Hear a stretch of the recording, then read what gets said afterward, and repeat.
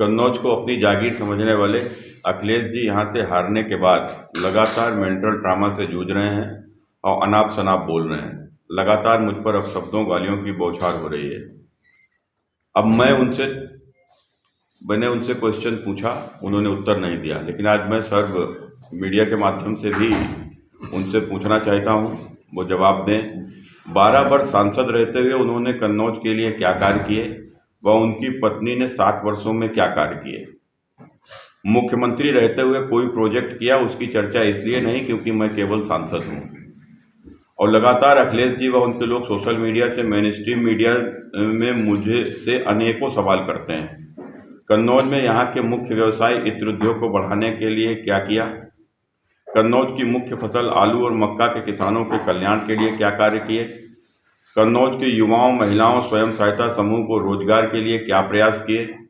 कन्नौज में स्वास्थ्य सुविधाओं, शैक्षणिक संस्थानों में क्या सुधार किए, सिवाय अपनी पार्टी के लोगों द्वारा संचालित शिक्षा माफियाओं के संस्थानों को निधि देने के अलावा? कन्नौज के पौराणिक ऐतिहासिक स्थलों के संरक्षण या जीर्णोद्धार के लिए क्या कार्य किए? कन्नौज में पर्यटन बढ़ाने के क्या कार्य किए? इसी बीच एक नया सवाल अखिलेश जी से है, जिसे आज तक मैंने मीडिया में किसी को चर्चा करते नहीं सुना, पर सोशल मीडिया में अखिलेश जी से सवाल लगातार पूछा जाता है, पर वो इसका जवाब नहीं देते। अखिलेश जी जब वर्ष 2000 में कन्नौज से चुनाव लड़ने आए, तब उन्होंने अपनी चुनावी हलफनामे में अपनी शैक्षणिक योग्यता में खुद को परास्नातक डिग्री से जो ऑस्ट्रेलिया की सिडनी यूनिवर्सिटी की थी बताई गई। उन्होंने अपने हलफनामे में साफ लिखा है। इसके बाद अखिलेश जी जब 2004 में चुनाव लड़े, तब भी उनकी ब्रांडिंग ऑस्ट्रेलिया से शिक्षित युवा के तौर पर की जाती रही। जब तीसरी बार 2009 का चुनाव अखिलेश जी ने लड़ा, उस बार उनके सामने पहली बार मैं चुनाव लड़ रहा था। उस चुनाव में उनके द्वारा किए गए हलफनामों में उन्होंने खुद को मैसूर से स्नातक बताया। तब से अभी तक के सभी चुनाव में वो स्नातक ही बने हुए हैं। उनकी ऑस्ट्रेलिया वाली डिग्री कहाँ खोई है, इस पर वो मौन साधे हुए हैं। और ये कोई निजी आक्षेप नहीं है, क्योंकि चुनाव आयोग के गलत शपथ पत्र देना आपराधिक कृत्य है, जिसे तो चुनाव आयोग को स्वतः संज्ञान लेकर अखिलेश जी से इसका सच पूछना चाहिए। ये तो विषय एक। दूसरा विषय, जब वो हमारे ऊपर सवाल करते हैं तो सबसे पहले तो एक यह है कि हमारे पास अभी लगभग 3.5 साल हमको कन्नौज से सांसद चुने हुए, जिसमें एक लंबा समय लगभग 2 साल का जो कि कोरोना में गया है। और कोरोना में जाने के कारण से निश्चित रूप से देश और प्रदेश की आर्थिक स्थितियां किस प्रकार से गड़बड़ हुई हैं, तो ये हम सभी को मालूम है। मेरे स्वयं की सांसद निधि भी 2 साल की जो है वो कोरोना के कारण से नहीं मिली। एक बार की जो सांसद निधि मिली थी, वो पूरी सांसद निधि कोरोना से संबंधित उसमें जो है उसमें काफी बड़ी मात्रा में वो पैसा उसमें शासन ने ले लिया था। 1 करोड़ रुपया भारत सरकार को गया था प्रधानमंत्री फंड में, और उसके बाद यहाँ पर भी हम लोगों ने लोकल में भी उसके शुरुआत के कार्यों के लिए दिया था। इसके अतिरिक्त इन भारतीय जनता पार्टी की सरकार बनने के बाद, अब भारतीय जनता पार्टी की सरकार बनने से पहले अखिलेश जी ने कुछ काम जाते जाते उनका शिलान्यास किया था, जिसमें कोई फंड नहीं दिया था। उनमें जो उनके मेन काम थे, एक काम था जो कन्नौज से जो रोड जो तिरवा होते हुए जो विधुना रोड गई है, ये रोड पास हुई थी, लेकिन इसमें फंड नहीं था। सौरिक वाली रोड जो छिबरा मुंह से सौरिक होते हुए जो रोड है, ये भी रोड पास थी, लेकिन इसमें कोई फंड नहीं था। इन दोनों रोडों को फंड मैंने माननीय मुख्यमंत्री श्री योगी आदित्यनाथ जी से मिलकर इस पे दोनों को फंड दिलवाया और इनका तेजी से काम इनका पूरा कराया, छिबरा मुंह से सौरिक वाली। इसके अतिरिक्त सभी को मालूम है कि किसान मंडी जो कि ठठिया में बन रही है, वो मंडी भी अधूरी थी। उसमें केवल जमीन का अधिग्रहण होकर उसके अलावा कोई काम नहीं हुआ था, उसका ना ही उसके लिए कोई फंड दिया था। वो अभी फंड हम लोगों ने मिलकर मुख्यमंत्री जी से, और इन विषम परिस्थितियों में भी हम लोगों ने उसको फंड दिलवाया, और फंड दिलवाने के बाद उस काम को भी हमने पूरा कराया। इसके अतिरिक्त जो उन्होंने परफ्यूम पार्क की घोषणा की थी, केवल घोषणा की थी, उसके लिए कोई न जमीन अधिग्रहण हुआ था, ना कुछ भी नहीं हुआ था।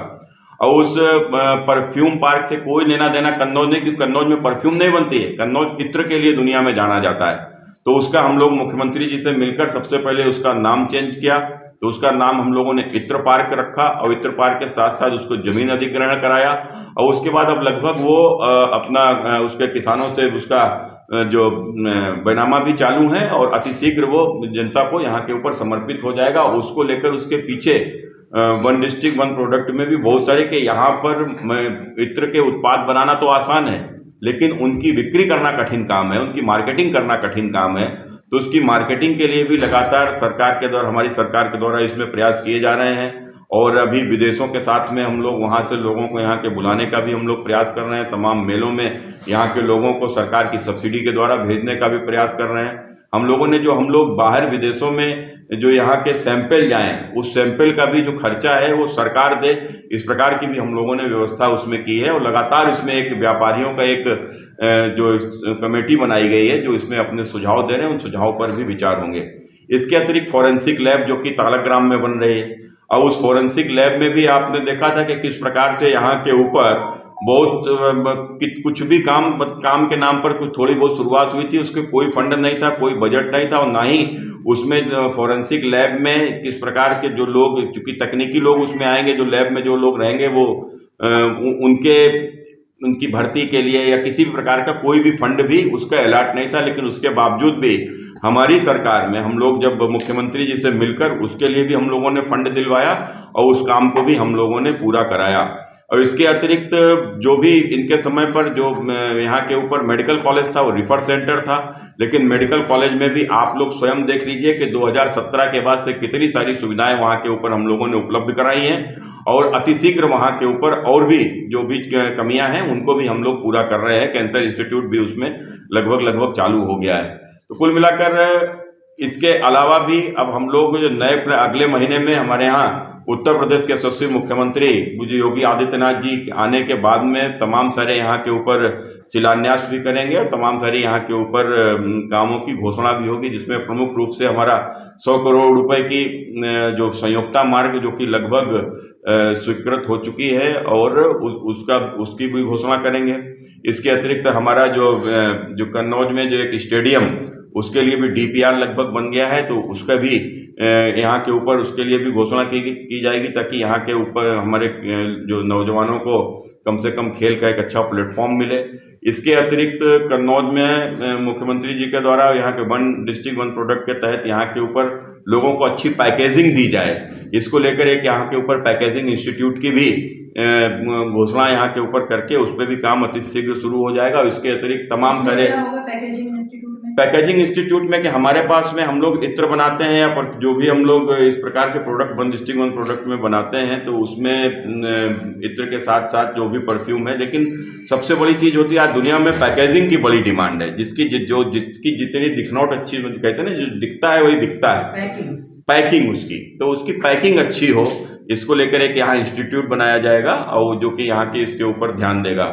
और इसके अलावा भी हम लोग, इसके अतिरिक्त भी हम लोग लगातार यहाँ के ऊपर प्रयास कर रहे हैं कि कुछ आलू आधारित उद्योगों को भी यहाँ के ऊपर बढ़ावा दिया जाए। उसको लेकर भी मेरी गुजरात की एक निजी कंपनी से मेरी चर्चा चल रही है। अगर सब कुछ ठीक रहा तो निश्चित रूप से वो भी अतिशीघ्र यहाँ के ऊपर आएंगे। और अखिलेश जी केवल यहाँ के ऊपर राजनीति किए हैं, और राजनीति न किए होते और उसके साथ साथ अपने कमीशन की चिंता न किए होते तो शायद भारत सरकार से जो 1000 करोड़ का जो उमरदा में जो अपना डेयरी है उसको जो उन्होंने खोला, जो उसकी क्या कोई सर्वे किया? काऊ मिल्क प्लांट लगाने से पहले आपने सर्वे किया कि यहाँ पर काऊ कितनी है और काऊ का दूध कहाँ से आएगा, गाय का दूध कहाँ से आएगा? कोई सर्वे नहीं, कुछ नहीं, और ना ही वहाँ तक जाने की कोई रास्ता, लेकिन कुछ नहीं। अपने लोगों को लाभ देने के लिए अपने लोगों की जमीन अधिग्रहण हो जाए और भारत सरकार के मिले हुए पैसे से हमको कमीशन कैसे मिल जाए, इसके अतिरिक्त उनकी कोई चिंता नहीं रही, ना इसके अतिरिक्त उनका कोई काम रहा है। जितने वर्ष यहाँ पर रहे मुख्यमंत्री रहते हुए तो केवल अपने और अपने लोगों का विकास करने का काम किया है। और आज जिस प्रकार से मेरे ऊपर आरोप लगा रहे पान खाने का, पान मसाला खाने का, तो पान मसाला और पान खाने के अलावा तो इन्हें कुछ मिला नहीं। अगर आरोप क्या होता है? आरोप हम इनके ऊपर भ्रष्टाचार का लगा रही है, मेरे ऊपर लगाएं आरोप भ्रष्टाचार का। हम इनके ऊपर कमीशन लेने का आरोप लगा रहे हैं, मेरे ऊपर लगाएं कमीशन लेने का आरोप। ये इस प्रकार का हम इनके ऊपर गुंडागर्दी को बढ़ावा देने का आरोप लगा रहे हैं, लगाएं मेरे ऊपर गुंडागर्दी को बढ़ावा देने का आरोप। इनके कार्यकर्ताओं को ने इनके रहते हुए कितनी जमीनों पर अवैध कब्जे किए, उसका सबसे बड़ा उदाहरण आपने देखा होगा कि समाजवादी पार्टी का नेता दिगंबर सिंह यादव ने जिस प्रकार से जमीन पर अवैध कब्जा किया और वहाँ के ऊपर कार्रवाई हुई है। इसके अतिरिक्त आपने देखा होगा इनके ही पार्टी के नेता रजनीकांत यादव ने किस प्रकार से अवैध कब्जा किया था, उनका कब्जा गिराया गया है। अभी और भी इस प्रकार की जो जो जांच चल रही है, तमाम सारे इनके नेता जो इनका संरक्षण पाकर यहाँ पर उन्होंने सरकारी जमीन पर और सरकारी जमीन के साथ साथ यहाँ के ऊपर गरीबों की जमीनों के ऊपर जो कब्जे किए थे, अब वो भी धीरे धीरे सारी फाइलें कंप्लीट हो चुकी हैं, सब पे डिसीजन हो रहे हैं और धीरे धीरे जिसका भी डिसीजन होता जा रहा है सरकार उसके ऊपर कार्रवाई करते हुए बुलडोजर चला रही है। अखिलेश जी, इस प्रकार का जो आचरण उनका है, जिस प्रकार का उनका व्यवहार है, वह सब जनता के सामने कहा जाता है कि मैं डिंपल जी के लिए मैंने अभद्र भाषा का प्रयोग किया। मैंने उस समय के ऊपर भी कहा था, मैं आज फिर ऑन रिकॉर्ड बोल रहा हूं कि मैंने एक भी भाषा, क्योंकि हम लोग संस्कारी पार्टी और संस्कारी परिवार से आते हैं, एक भी किसी महिला के लिए बोलना तो दूर हम लोग सोच भी नहीं सकते। यदि उनको लगता हो कि किसी को भी लगता हो कि हमने कभी भी डिंपल जी के लिए कोई अमर्यादित, कोई अभद्र भाषा का यदि प्रयोग किया है तो वो ऑन रिकॉर्ड दिखा दें, किसी को भी दिखा दें, ना सोशल मीडिया पे डाल दें। मैं सार्वजनिक बोल रहा हूं, मैं लोकसभा से भी इस्तीफा दे दूंगा और राजनीति से भी इस्तीफा दे दूंगा। तो इस प्रकार के अनर्गल आरोप लगाना, अनर्गल बयानबाजी करना बंद करें और नहीं बंद करेंगे तो उनको मुंह तोड़ जवाब दिया जाएगा।